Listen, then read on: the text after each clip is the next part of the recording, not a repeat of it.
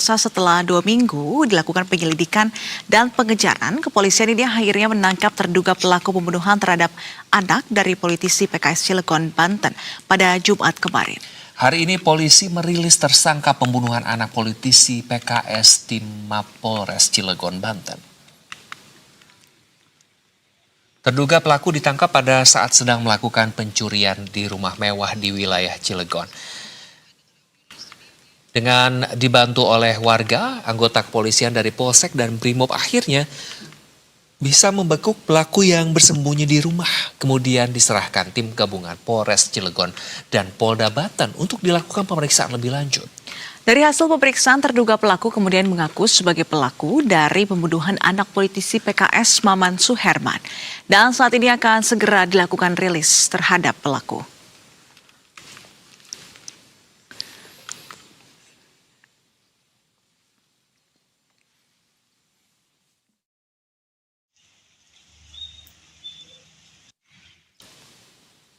Dan pemirsa, untuk mengetahui bagaimana informasi terkini dugaan pelaku pembunuhan anak politisi PKS, sudah ada jurnalis Berita 1 Ferry Yuniar yang akan melaporkan langsung dari Polres Cilegon, Banten. Ferry, apakah konferensi pers terkait terduga pelaku kasus pembunuhan anak politisi PKS ini sudah dimulai atau seperti apa, Ferry? Baik, Iqbal. Untuk konferensi pers sendiri sudah dilaksanakan sejak pukul 10 tadi dengan dihadiri langsung oleh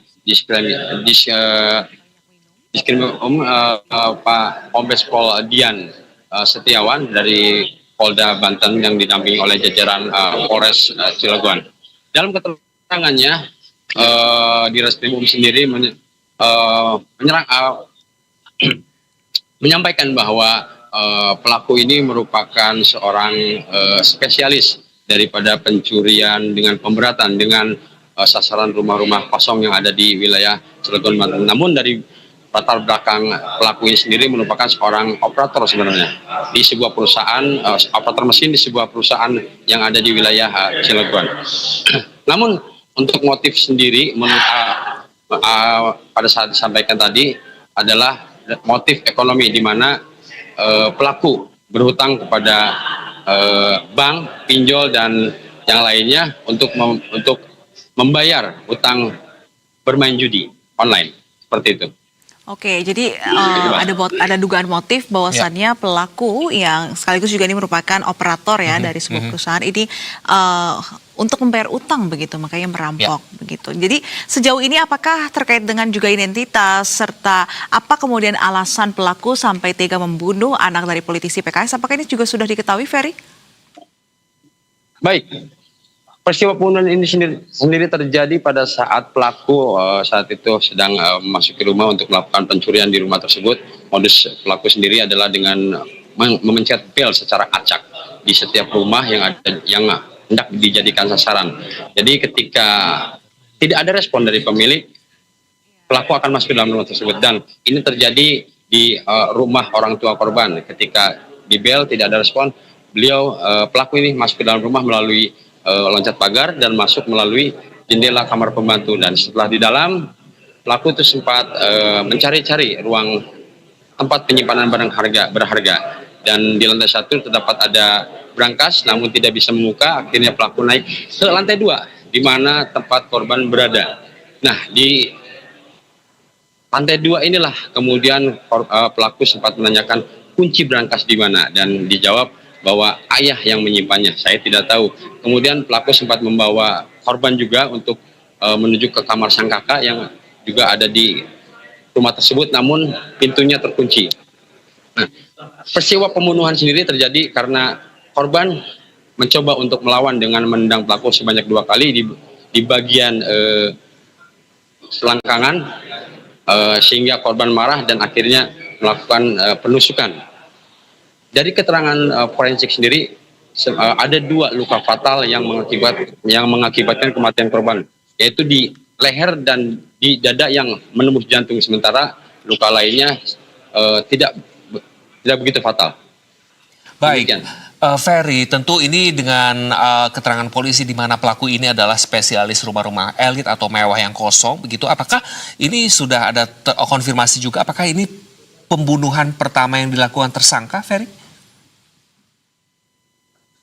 Baik, menurut keterangan dari pihak kepolisian sendiri, memang untuk pembunuhan kali ini memang ini yang pertama dilakukan. Tapi untuk pencurian dengan pemberatan yang sering itu merupakan yang sering dilakukan oleh korban. Namun untuk pencurian kali ini motifnya adalah utang karena setelah penyelidikan diketahui ternyata pelaku ini sempat bermain saham kripto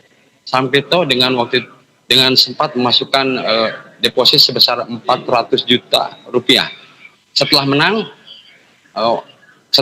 eh, kemudian pelaku penasaran dan akhirnya dan pada saat kalah itu pelaku yang ingin bermain lagi mencoba untuk meminjam kepada bank, pinjol dan yang lainnya. Namun tetap kalah sehingga untuk membayar hutang pelaku kemudian melakukan melakukan pencurian di rumah orang tua korban pada saat itu. Oke, kalau kita lihat ini kan rekam jejaknya sudah sering kali ya melakukan aksi pencurian dengan pemberatan di rumah-rumah mewah yang tentu sering kali ini ada CCTV. Apakah sebelumnya pelaku ini juga merupakan seorang residivis atau ini pertama kali karena ada kasus pembunuhan hingga akhirnya tertangkap atau seperti apa, Ferry? Baik, memang pada saat kejadian di rumah di rumah orang tua korban, memang pada saat itu CCTV yang ada di rumah tersebut dalam kondisi mati. Polisi sendiri sempat kesulitan karena CCTV yang mati tersebut. Namun keberadaan korban atau identitas korban akhirnya diketahui melalui CCTV yang berada di luar.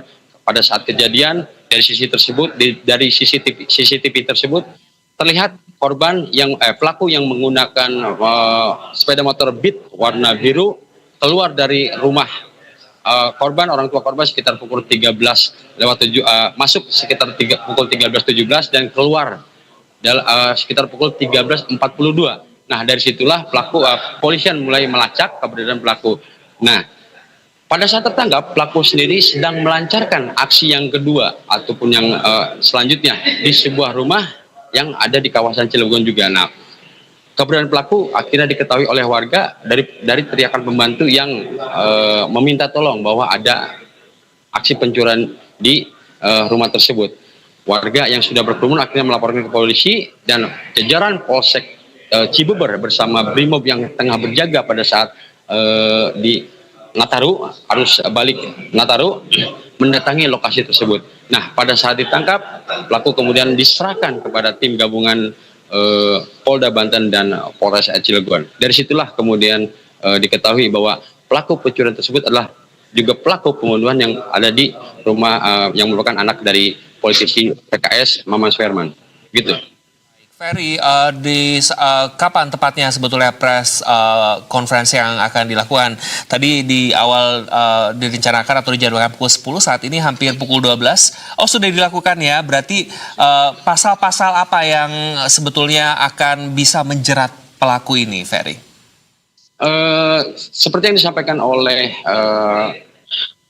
pihak kepolisian tadi, pasal yang akan diterapkan adalah pasal berlapis mulai dari pencurian yang pemberatan, pembunuhan, dan kekerasan terhadap anak dengan ancaman hukuman seumur hidup ataupun paling lama penjara 20 tahun. Terima kasih Ferry Yudiar atas informasi komprehensif Anda langsung dari lokasi Anda melaporkan dan selamat kembali bertugas.